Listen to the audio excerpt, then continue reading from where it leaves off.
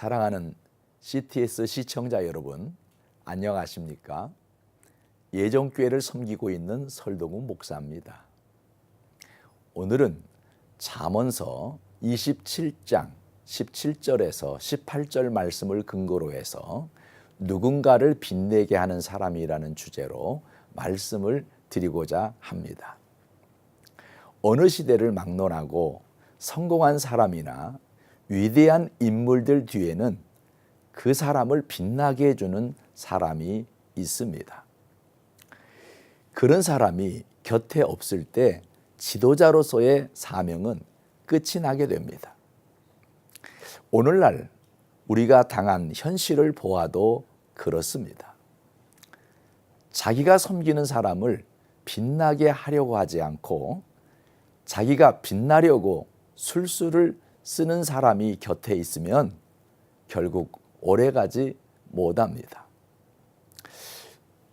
그러나 자신을 낮추고 누군가를 빛내게 하는 사람은 결국 시간이 지나면 그 불빛으로 인해 자기가 빛나고 있음을 알게 됩니다. 그런 사람이 브레인입니다. 자기가 성공하려면 자신을 섬기는 사람을 빛나게 해야 자기도 그 자리에 설 수 있게 됩니다. 오늘 본문에 보면 철이 철을 날카롭게 한다고 말합니다. 우리가 대장간을 가보면 대장장이는 날카로운 칼을 만들기 위해 쇳물에서 나온 철을 끊임없이 망치질합니다. 이런 작업이 반복되어야 무디었던 철이 점점 날카로운 칼로 변할 수 있습니다. 여기서 빛나게 한다는 것은 쓰임받는 것을 말합니다. 무딘 칼이나 이가 빠진 칼은 아무 쓸모가 없습니다. 결국 버려지게 됩니다. 이런 것들은 다시 수거해서 용광로에 들어갔다가 다시 나와야 합니다. 그러므로 나에게 끊임없는 망치질로 나를 빛나게 하는 사람이 있어야 합니다. 큰 울림으로 이끌어주는 사람이 곁에 있어야 합니다. 그럴 때 그 사람은 빛을 발하게 되는 것입니다. 예수님께서 이 세상에 탄생하셨을 때도 그랬습니다.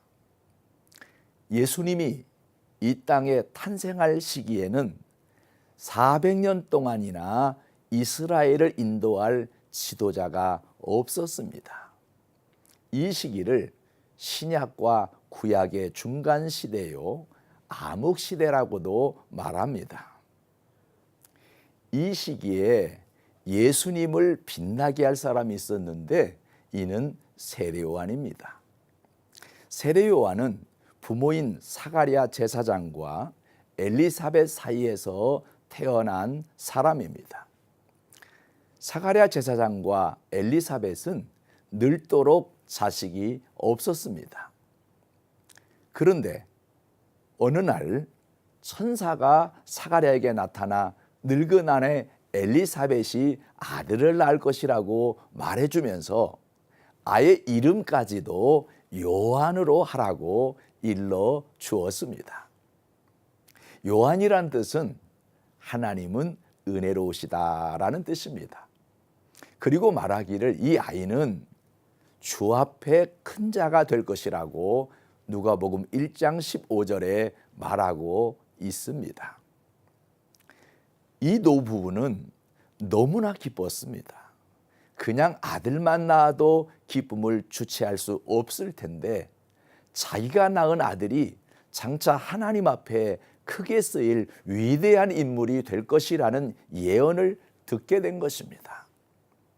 사랑하는 시청자 여러분, 하나님께 크게 쓰임받는 위대한 사람은 누군가를 빛나게 해주는 사람입니다. 그런 사람이 오히려 주 앞에 큰 자입니다. 예수님께서 마태복음 11장 11절에서 이렇게 말씀하셨습니다. 여자가 낳은 자 중에 세례 요한보다 큰 이가 일어남이 없도다. 이 말씀은 천사의 예언을 확증한 말씀이기도 합니다. 하나님은 예수님을 이 땅에 보내실 때 그의 탄생을 빛내게 할 자를 먼저 보내셨던 것입니다. 그가 바로 세례 요한입니다. 마찬가지로 저와 여러분을 빛나게 할 자가 있습니다. 대장장이처럼 아무 쓸모없는 쇳물 같은 존재를 끊임없이 망치질하여 날카로운 칼로 변하게 만드시는 예수님이 우리를 빛나게 할 분이십니다. 우리가 이 자리에 있기까지 예수님이 아니면 그야말로 쇳물입니다. 그러나 말씀으로 끊임없이 우리를 변화시키고 기도와 순종으로 버티게 하신 분이 예수님이십니다. 이 예수님이 우리와 함께 하시는 한 우리의 인생은 절대로 낭패를 당하지 않습니다. 영혼이 잘되고 범사가 잘되고 강건하여 결국 천국 백성이 될 것이기 때문입니다. 중요한 것은 우리도 이 예수님의 가르침을 본받아 누군가를 빛나게 하는 사람이 되어야 합니다. 그런 사람은 바로 복음을 전하는 자입니다. 아직도 예수님을 알지 못하는 자에게 예수님만이 길이요 진리요 생명 되심을 알려주어야 합니다. 그리고 예수님의 살아계심을 여러분을 통해서 볼 수 있도록 여러분의 삶이 기도가 되고 복음이 되어야 합니다. 그런 사람이 누군가를 빛내게 하는 사람입니다. 부모가 잘 되면 그 자식은 저절로 누리게 되는 것이요 혜택을 보게 됩니다. 이것이 진리입니다.